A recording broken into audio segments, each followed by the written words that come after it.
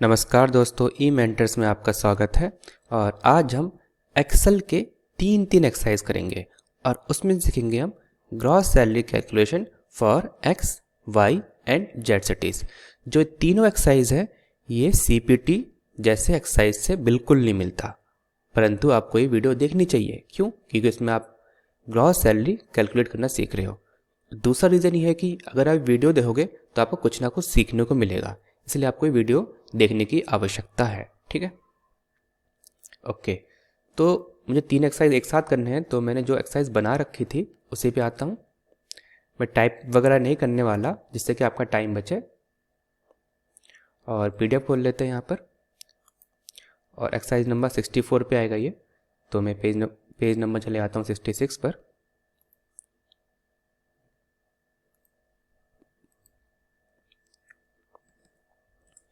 ठीक हो गया, तो पेज नंबर 66 पे आ गए हम। तो हमें ग्रॉस सैलरी इन एक्सटी निकालना है। ठीक, तो निकालने से पहले मैं आपको एक पिक्चर दिखाना चाहूँगा। पिक्चर बोलो तो इमेज।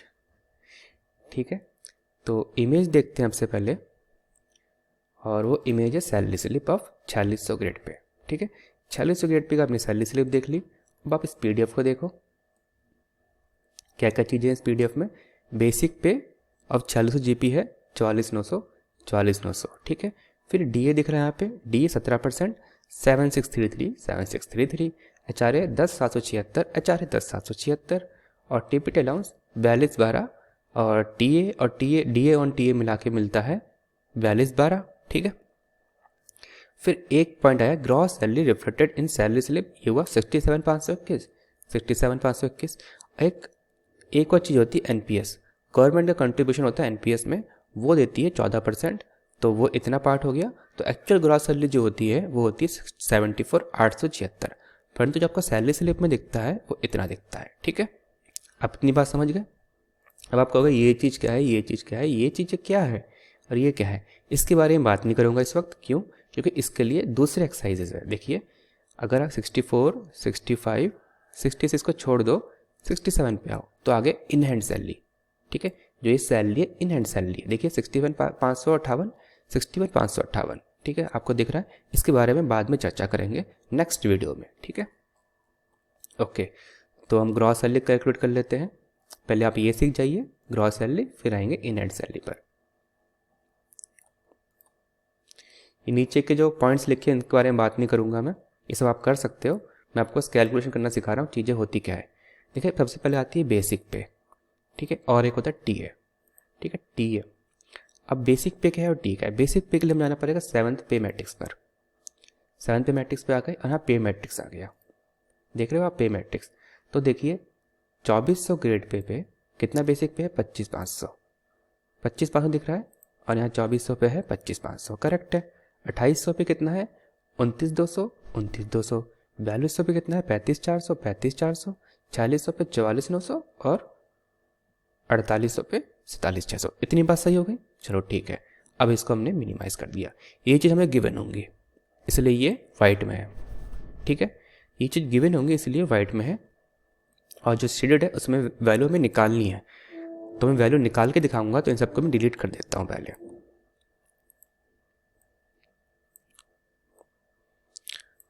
अभी कुछ चीज़ें और डिस्कस करनी है कि 1800 3600 क्या है ये। ओके, डिलीट कर दी। अब आते हैं टीए।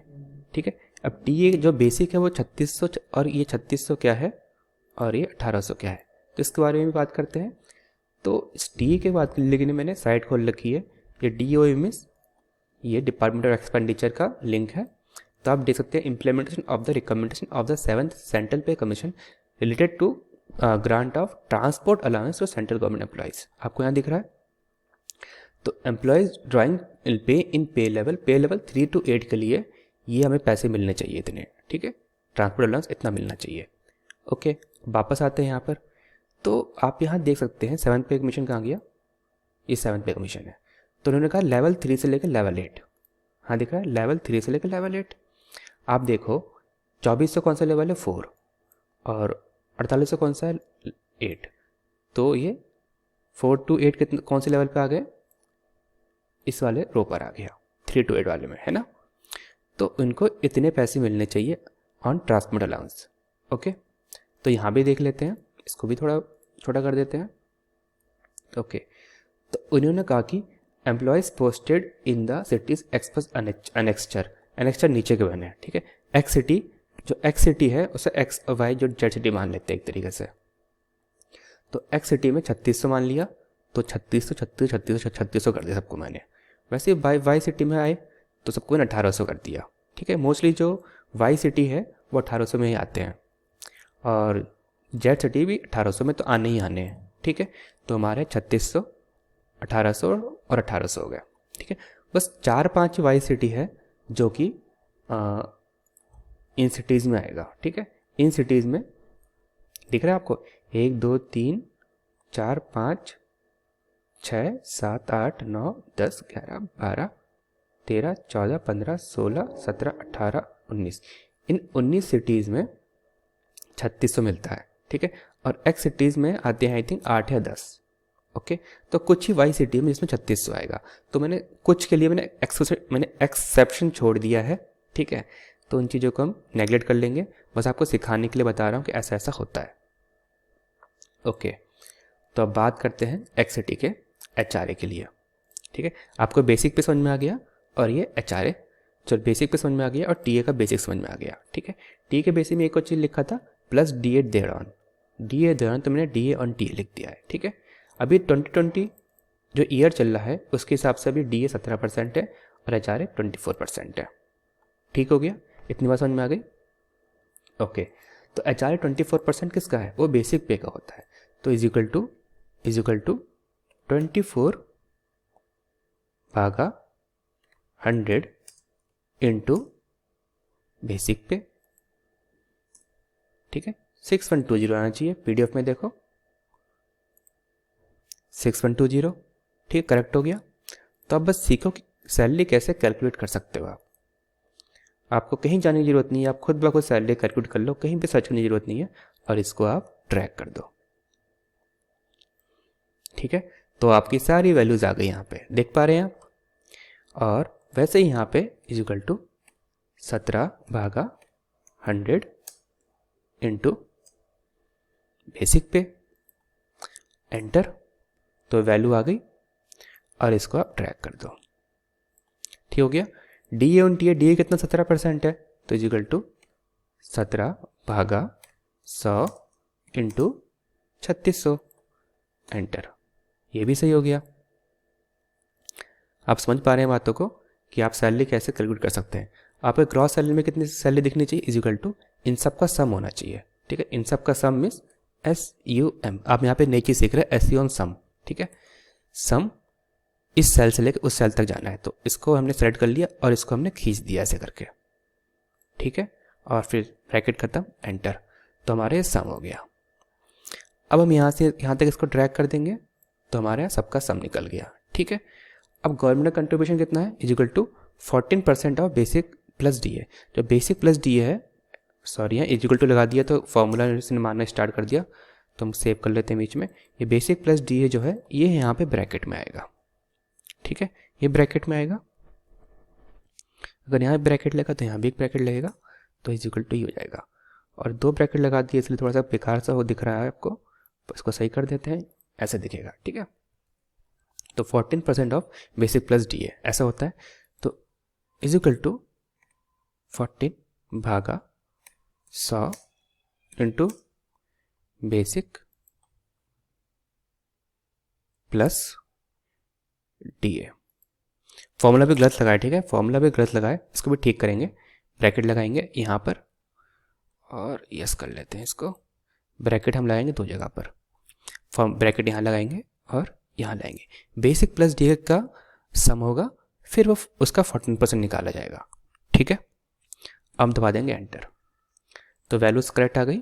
अब इसको ड्रैग कर दो, ठीक हो गया।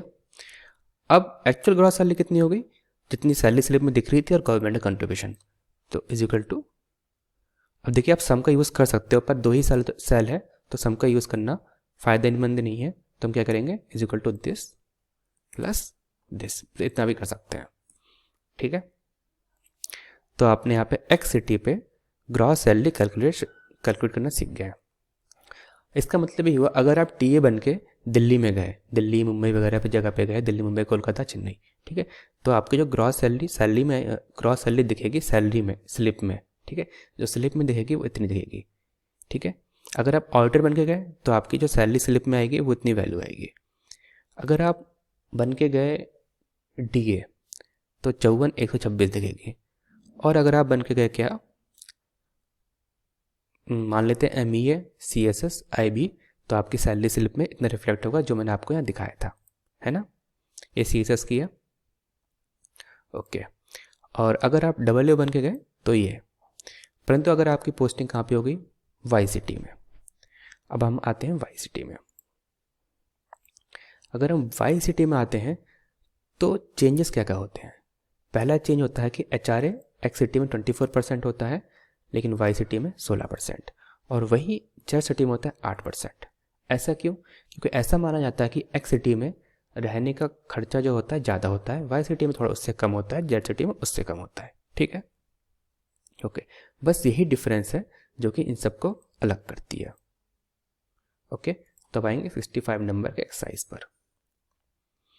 तो यहाँ पे 16% है, तो आपको सीख गए आप कैलकुलेट करना, तो आप कैलकुलेट करिए। देखिए आपने यहाँ 24 लिया था, बस वहाँ 16 लेना है, तो इज इक्वल टू 16 भागा 100 इंटू बेसिक,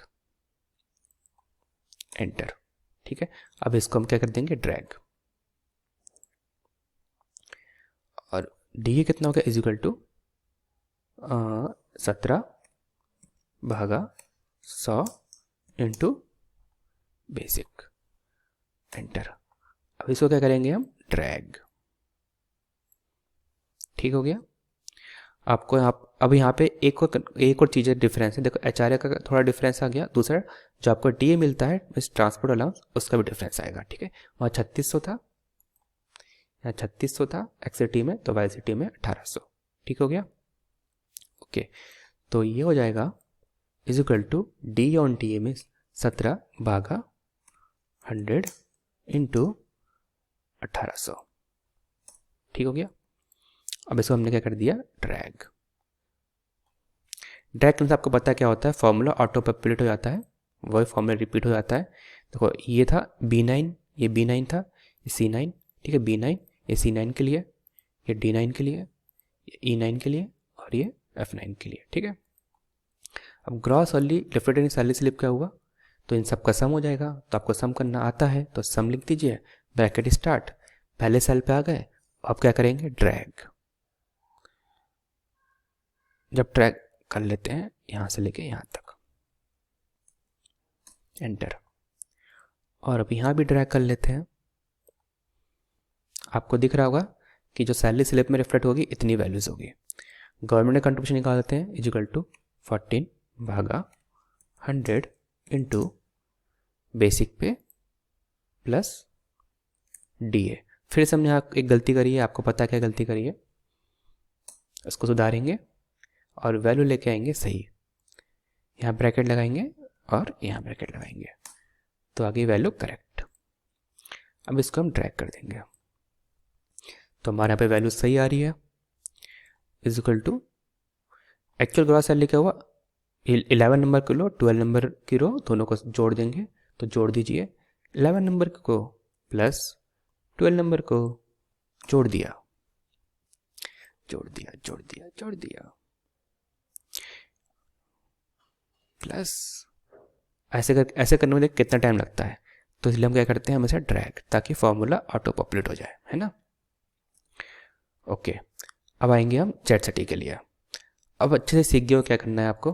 अब HRA 8% हो गया और TA उतना ही रहा, तो ठीक है, इज इक्वल टू 8 भागा 100 इंटू बेसिक पे, एंटर, ठीक है।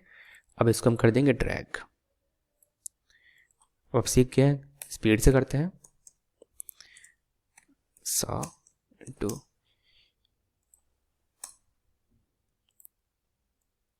ड्रैग इज इक्वल टू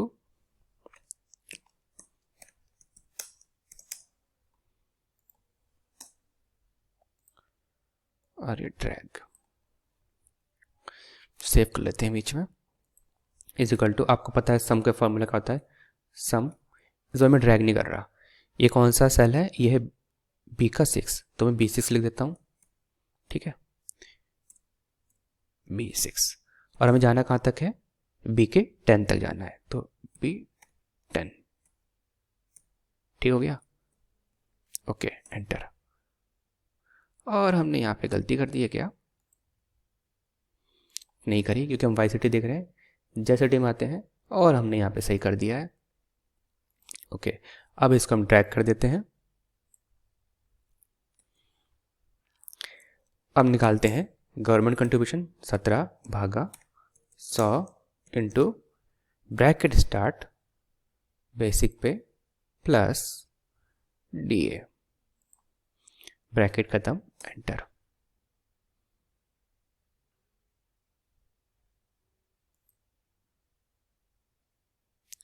ये क्या हुआ, कैसे हुआ, क्यों हुआ,